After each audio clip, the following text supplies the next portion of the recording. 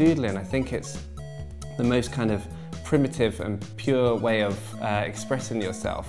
There's really kind of no sort of rules about when you make that kind of artwork, and everyone can do it to a certain extent, and everyone does, you know, when they're on the phone or they're just talking to someone or just waiting for something. People kind of doodle subconsciously. I think that I'm always doodling in between getting a bus or a train, wherever I'm going. On the plane I do a lot of doodling.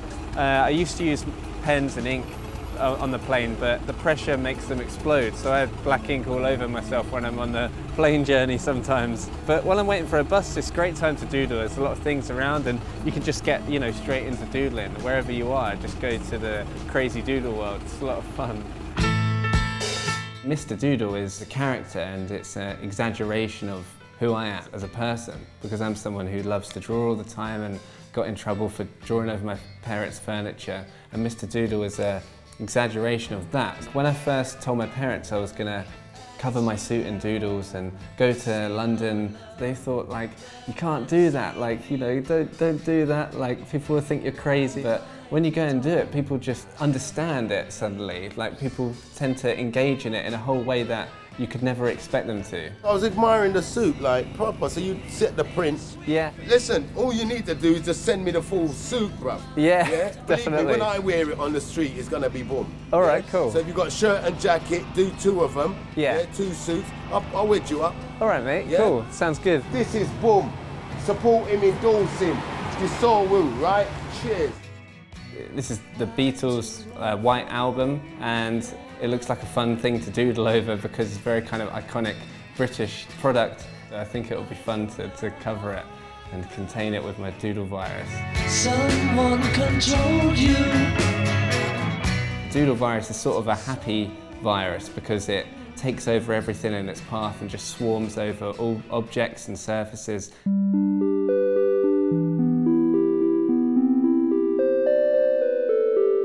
So there's all these different kind of sleepy creatures in this doodle. So because I'm in a bedroom, I was influenced by the bed. This rabbit is kind of sleeping here, and there's the lampshade, and all the characters have kind of got lazy and closing their eyes and ready to sleep for the day. But they won't be asleep for long because usually I only sleep for maybe kind of 6 hours or so, and then just straight up and doodling again. It's kind of like getting a fix of something, you know, but it's like a happy addiction. When I'm with my girlfriend, I'll just kind of be sort of doodling on the sides, making sure she can't sort of see and everything, and then she'll kind of catch me drawing and be like, what are you doing? You know, you're supposed to be like, we're supposed to be doing stuff together, and I'm just doing a quick kind of character, you know.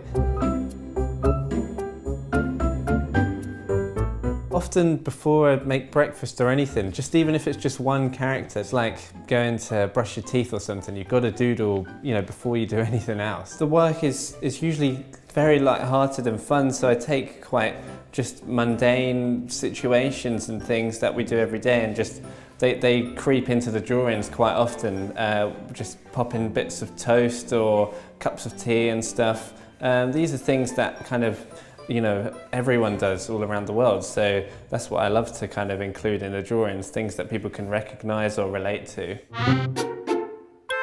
So this one is a picture of, it's a doodle of me sitting on the stairs being interviewed by you guys. So this doodle is really just a basically a capturing of what's happening right now through the form of a doodle.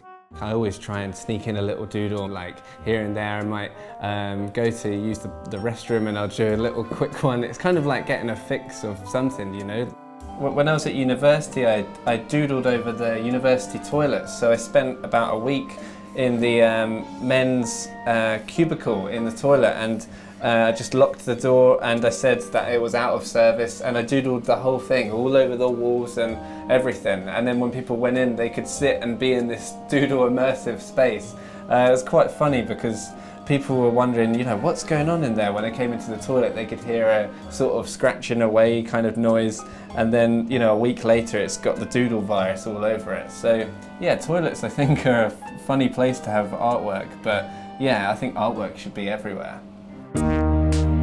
Well, for Sotheby's, when they invited me to come and doodle over the whole gallery, I thought to myself, like, wow, like, it's a real kind of fine art world that I'd never thought I'd be kind of invited to be a part of, because a lot of people say doodling isn't art. My idea there was to take all these very iconic art pieces and reinterpret them with my doodle kind of language. It was my way of making a joke on the people that say that doodling isn't art, because I wanted it to invade this very fine art space and see that contrast of these kind of pop cartoonish characters taking over the Mona Lisa or the sunflowers and big iconic pieces like that. So that was really my idea there, is letting the doodle virus invade that space by taking on that theme.